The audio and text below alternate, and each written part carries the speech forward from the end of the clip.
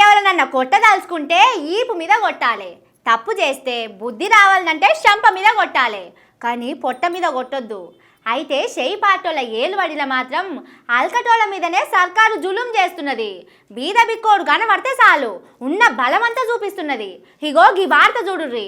పాపం పని చేసుకొని బతికేటోళ్ళ పొట్ట మీద ఎట్లా కొట్టిందో. రెక్కాడితేనే డొక్కాడే కుటుంబాలు. బీద బతుకులకు పెద్దగా ఆశలేముండయి. పొద్దంతా రెక్కల కష్టం చేసుకుంటారు, పొద్దుకి ఇంత దీన్ని ముడుచుకొని పంటరు. అసొంటోళ్ళ మీద రుబాబు చేసుడు తప్పంటే తప్పే. ఒకవేళ వాళ్ళు తెలవకనో తప్పకనో ఏదైనా తప్పు చేసిరంటే చెప్పనీకే ఒక తరీఖా ఉంటది. ఆ పద్ధతిలోనే చెప్పాలి. రోడ్డు పక్కన డబ్బా పెట్టుకొని కటింగ్ షాపు పెట్టుకొని బతికే ఓ అన్న మీద చూడుర్రి సర్కారోళ్ళు ఎట్లా ప్రతాపం చూపిస్తున్నారో.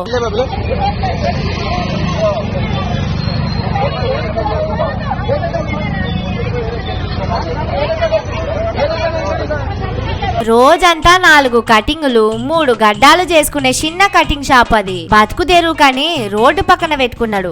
సరే, అది తప్పే కావచ్చు. రోడ్డు పక్కన ఫుట్ పాత్ మీద పెట్టుకున్నాడు చట్టానికి విరుద్ధమే కావచ్చు. దాన్ని తీసేసే పద్ధతి ఉంటది కదా. అండ్ల సామాన్లన్నీ అట్లనే ఉండంగా జేసీబీలు పెట్టి ఒత్తిపిస్తే పనిముట్లు దేనికన్నా పనికొస్తాయా? వేలు పెట్టి చేపించుకున్న డబ్బా మళ్ళా చేతికొస్తదా? దేనికి పనికి రాకుండా చేసిర్రు. మీ కాళ్ళు మొక్కుతా సారు, నాకున్న బతుకుదేరువే ఈ మంగళి డబ్బా. జర కూర కొట్టకుర్రి సారు, నా పెళ్ళాం పిల్లలను ఏం పెట్టి సాదుకోవాలి సారు అని మున్సిపాలిటీ ఆఫీసర్ల కాళ్ళ మీద పడ్డా కనికరించలేదు.